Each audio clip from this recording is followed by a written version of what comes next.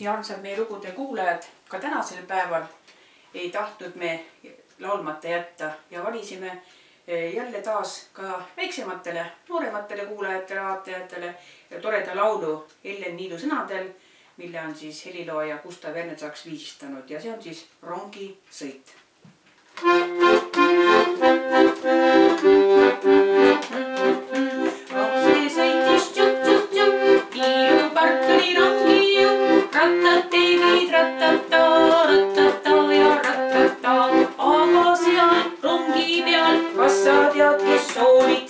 Seal olid kiisud, seal olid niisud, seal olid väiksed kirjud kiisud. Kiisud sõitsid Tüürile, sõitsid külla Jüürile.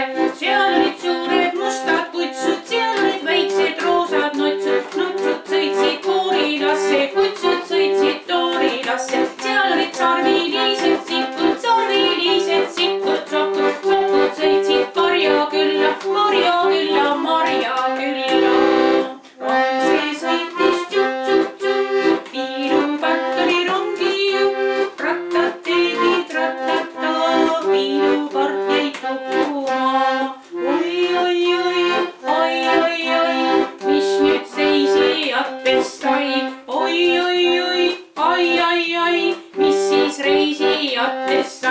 Kõik nad läksid upperpalli, upperpalli, upperpalli. Kiisud jooksid saavad seljas, kutsud jooksid keeled väljas. 10 nutsud kukkus kraavi, 10 kutsud laskis kraavi. Sarved seegi sitkudel, sitkudel ja sokkudel.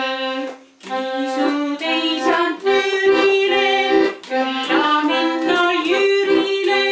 Kutsud ei saanud toorilasse, nutsud ei saanud koorilasse. Sokkud ei saanud Marjakülla, Marjakülla, Marjakülla.